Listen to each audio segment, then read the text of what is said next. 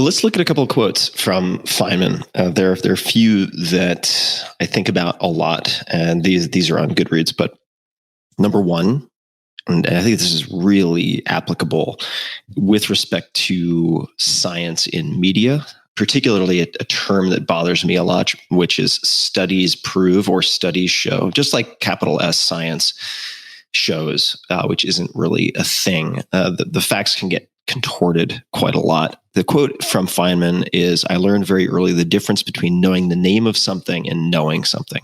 Right? In other words, this is a very deep point. Yep. And I think that a lot of times that we just define something with another definition, or we just throw out a piece of jargon as if that means we know something. And, it's a difference between memorization and understanding.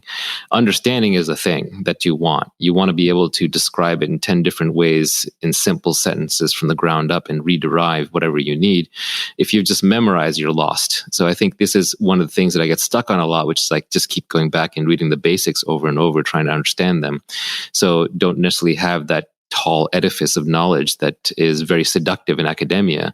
But as anyone who's operated much in the real world knows, in the real world, you get paid for making good judgments and decisions based on the basics. For example, if you know arithmetic, statistics, probability at a high level, and you understand some basic math, you have all the math that you need to succeed in life. You don't need calculus or even trigonometry or number theory or set theory or any of these kinds of things unless you're going into a deeply technical field or mathematics. Yet we spend so much of our time in school covering pre-calc and calculus when the kids who are taking those courses aren't even that good at basic math. So the basics are really important. That's the steel frame, the foundation for understanding that you need to get through life. And too much of it is reduced to memorization and understanding things as names and as definitions. And I think the Feynman example is, his dad would take him for walks and they would see birds. And, his dad would say, this bird is the such and such warbler, but that doesn't tell you anything about the bird. That tells you about humans, and humans gave that bird that name. Really, the bird, it likes to stand on one leg at this point. It likes to pick at lice in its feathers doing this, and it likes to eat these kinds of things. And it flies, this way for that reason, and these are its predators, and these are its prey.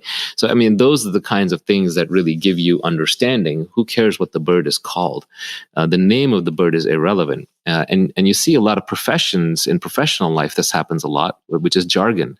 People try to protect their knowledge by basically saying, well, I understand this term and that term and what this term means. But the reality is most people don't actually know what these things mean underneath. I find this very common in accounting. A lot of business people don't know accounting, and even a lot of accountants will have fancy words for things, but when you dig underneath, they don't really understand the principle of what's going on below it. And if you just understand the principles, and even if you don't understand the words, you will have an advantage in, for example, negotiating deals, because you'll understand underneath how the pieces are actually moving on the board as opposed to what they're called. And I just want to point out, developing that foundational knowledge is akin to learning the basics of shooting foul throws in basketball. It is not becoming Michael Jordan, right? With a very limited set of colors with which to paint. If you spend a few weeks, maybe not even a few weeks, a few days with a decent YouTube tutorial or book gathering the basics of accounting, you will be able to make significantly better decisions. Right. It's. I just want to underscore that this is not a master's degree or a PhD or any type of commitment like that can separate you from the pack in terms of advantage. Well, just run a business, run a lemonade stand. It'll teach you better accounting than out of a textbook. Now, you may need to learn certain conventions because you need those to communicate with other humans so that there's efficient communication. When you say one thing, they understand that thing. And that's where jargon can be useful because it can be a compressed way of communicating knowledge rather than having to, try and explain it from first principles every time. But when it's not useful is when it becomes a substitute for understanding. Understanding is a thing. That's what separates humans from the other animals. That's what separates us from the robots, that we actually understand what's going going on underneath. Like, for example, in the artificial intelligence world, there's a new algorithm, GPT-3, which is the rage, which is text completion. So people are saying, hey, I can make up like really plausible sounding writing.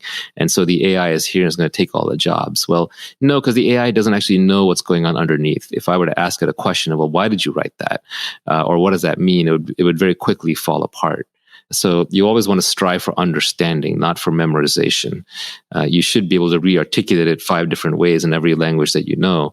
Otherwise, you don't really understand it. And the good news is you don't have to understand that many things. While we're on the topic of Feynman, one of the quotes from him is he says, like, nature uses only the longest threads to weave her tapestry.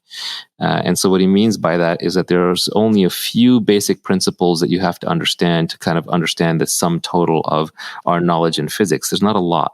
And as physics becomes more and more advanced, we're actually unifying theories. We're collapsing them into one thing, like we did with electricity and magnetism, or statistical mechanics and heat and thermodynamics. Those turn out to be one thing. So we're trying to do currently with gravity and quantum mechanics. We're trying to reconcile them in quantum loop gravity or in string theory or what have you. So you just kind of have to understand a few of the basic things, and then you'll see them recurring over and over and over again. Like, for example, I study and read physics and computer science just for entertainment. There's no practical application for me, but there's this really interesting theory I was reading about called Solomonoff induction. And it's basically formalizes Occam's razor, which is that the shortest answer is the correct one. But it's more advanced than that. But it basically says, like, if you want to figure out why something happened, you take all the different reasons why it could have happened, all the different theories why it could have happened, and then you sort of weigh each of them based on how compressed they are, how short they are, how likely they are. And then that gives you the probability, that kind of gives you the explanation for why that theory happened. Now, Feynman has a very similar and elegant thing in a completely different field, where he basically says, if you want to understand why this particle took that path, why did this photon take that path, what you do is you look at all the possible paths that photon could have taken, and you sort of weigh them, you sum them probabilistically based on how likely that path was. It's actually the same observation, except one is about photons traveling through space-time, and the other is about the causality and why an event may have happened and what the theory is behind that. And these are 2 completely different fields and 2 completely different characters thinking about 2 completely different things. And these are very, very fundamental theories in their fields, but deep down, they're actually the same.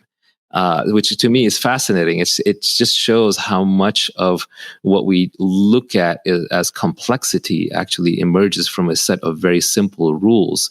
And it's just fascinating. So understanding is a thing to strive for, not the word. So even though I use the fancy words like Solomonoff induction and Feynman's path integral theory, whatever the heck it's called, I don't even know what the actual name is. The name is irrelevant. It's the concept that's fascinating.